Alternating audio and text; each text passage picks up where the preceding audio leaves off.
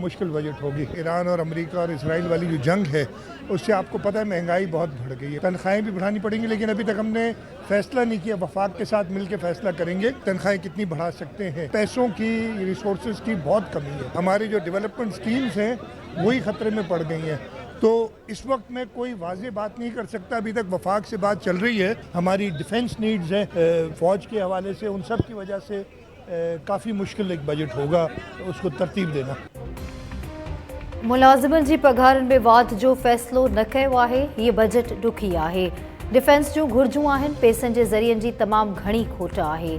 Development स्कीमूं ख़तरे में पइजी वियूं आहिनि। वफ़ाक़ सां गॾिजी फ़ैसिलो कंदासीं त मुलाज़िमनि जूं केतिरियूं पघारूं वधाए सघजनि थियूं। हिन वक़्तु मां का बि वाज़ह ॻाल्हि नथो करे सघां। वॾे वज़ीर सैयद मुराद अली शाह जूं भान सईदाबाद भरिसां अबाड़े ॻोठ में ईद नमाज़ अदा करण बाद मीडिया सां ॻाल्हियूं। वॾे वज़ीर चयो त पाकिस्तान पीपल्स पार्टी खां सिवा 28 तरमीम मंज़ूर नथी थी सघे। हिन वक़्त ताईं का बि तरमीम साम्हूं न आई आहे। कंहिं शहरीअ खे धार करण ऐं मनसूबनि जो हिसो घटाइण जी ॻाल्हि थी रही आहे। रुॻो मीडिया ते ॻाल्हियूं हली रहियूं आहिनि। सेवण खे ज़िलो बणाइण बाबति हलंदड़ ॻाल्हियूं कूड़ियूं आहिनि। मां नंढा ज़िला ठाहिण जो मुख़ालिफ़ आहियां। नवां ज़िला ठाहिण सां सरकार जो ख़र्च वधे थो। सिंध समेत सॼे मुल्क में ईद उल अज़हा मज़हबी जोश ऐं जज़्बे सां मल्हाई पई वञे। इस्लामाबाद, लाहौर, पेशावर, कोयटा, कराची, हैदराबाद, सखर, लाड़काणो, मीरपुर ख़ास ऐं शहीद बेनज़ीराबाद में नंढनि वॾनि शहरनि में ईद नमाज़ जा इज्तिमा। सदर आसिफ अली ज़रदारी नवाबशाह में ईद नमाज़ अदा कई। वज़ीर आज़म शहबाज शरीफ़ लाहौर में ईद नमाज़ अदा कई। सिंध समेत मुल्क जे सलामती, खुशहाली ऐं अमन लाइ दुआऊं। ईद नमाज़ खां पोइ सुन्नत इब्राहिमी तहत जानवरनि जी कुर्बानी कई पई वञे। औरतुनि पारां लज़ीज़ ताम तयारु करण जो सिलसिलो जारी। ईद उल अज़हा जे मौक़े ते सॼे मुल्क में सिक्योरिटी जा बि फ़र्ज़ सख़्त कया विया। ईद उल अज़हा असांखे यादि ॾियारे थी त क़ौमी ज़िंदगी में बि कुर्बानी, बर्दाश्त, दयानतदारी ऐं हिक ॿिए जे एहतराम जी ज़रूरत हूंदी आहे।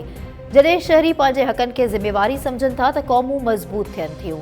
अॼु असांखे अहद करणो आहे त इख़्तिलाफ़नि जे बावजूदि क़ौमी वहदत खे मुक़दम रखंदासीं। नफ़रत ऐं विरहासत बदिरां मोहबत, बर्दाश्त ऐं मुकालमे खे हथी ॾींदासीं। कानून जो एहतराम कंदे पंहिंजे माहौल खे साफ़ रखंदासीं। सदर आसिफ अली ज़रदारी जो ईद उल अज़हा ते पैगाम। वज़ीर आज़म शहबाज शरीफ़ चयो आहे त आला मक़सद लाइ जान, ख़्वाहिशूं ऐं मफ़ाद क़ुर्बान करणु ईमान जो महराज आहे।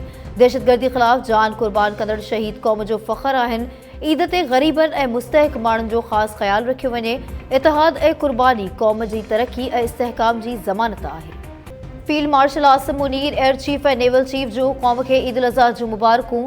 ISPR चयो आहे त हथियारबंद फ़ौज मुल्क में जटादार अमन, खुशहाली ऐं क़ौमी यकजहतीअ लाइ दुआगो आहे। फ़ौज मुल्क जी ख़ुदमुख़्तियारी ऐं इलाइक़ाई सलामतीअ जे दफ़ा लाइ पुरज़म आहे। ईद उल अज़हा क़ुर्बानी, ईमान ऐं यकजहतीअ जी अलामत आहे। ISPR ईद उल अज़हा जे मौक़े ते शहीदनि जे वारसनि खे ख़ासि भेटा पेश कंदे चयो आहे त शहीदनि जी क़ुर्बानीनि वतन जे बुनियादुनि खे वधीक मज़बूत बणायो आहे। ईद जे ॾींहुं बि सियासत कंदासीं त पोइ मोहबत कीअं वधंदी। प्रोपेगेंडा जो जवाबु कम सां ॾींदासीं। तनक़ीद कंदड़ फारूक सत्तार ऐं अली खुर्शीदी खे ईद जूं वाधायूं। ॿई भाइर अॼु मुंहिंजी तरफ़ां ॿ जेरा वधीक खाई छॾनि। कराची जे मेयर मुर्तज़ा वहाब जूं पोलो ग्राउंड ते ईद नमाज़ अदा करण बाद मीडिया सां ॻाल्हियूं। मुर्तज़ा वहाब चयो त जेके चवनि था कराची खे वफ़ाक़ जे हवाले कयो, उन्हनि खे चवंदुसि त कराची तव्हांजे वालिद साहब जो न आहे। कराची में कुर्बानी जी जानवरनि जो ओझ करण लाइ मुख़्तलिफ़ इलाइक़नि में कलेक्शन पॉइंट्स क़ाइमु कयूं वयूं आहिनि। अॼु ईद जो ॾींहुं आहे। हीअ वाहिद ईद आहे मुंहिंजी ज़िंदगी जी, असांजी ज़िंदगी जी, जंहिंमें असांजे कंहिं बि घर जे भाती कपिड़ा ख़रीद न आहे कया, चोंपल ख़रीद न आहे कई। असांखे इहो ई इंतज़ारु आहे त बि असांखे भाई नंढड़ी मिले। असांजी ईद बि पोइ थींदी, असांजूं ख़ुशियूं बि पोइ थींदियूं। मुराद अली शाह साहब खे असां ईअं रिक्वेस्ट था कयूं असांजी नंढड़ी वापसि कराइजो।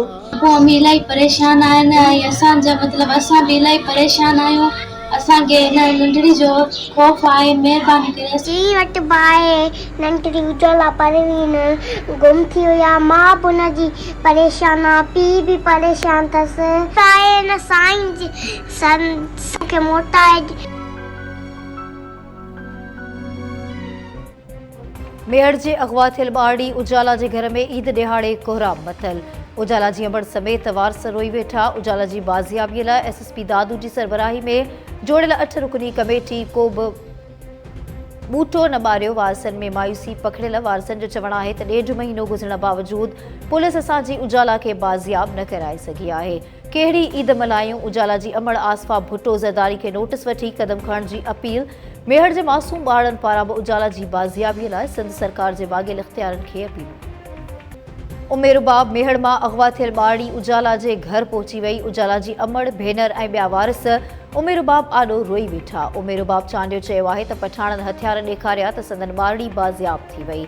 उजाला ऐं प्रिया कुमारी जा वारिस छा कनि? पंहिंजी शहीद चाचे काबिल चांडियो जी मासूम धीअ सां गॾु ॾुख सूर वंडण लाइ उजाला जे घर पहुती आहियां।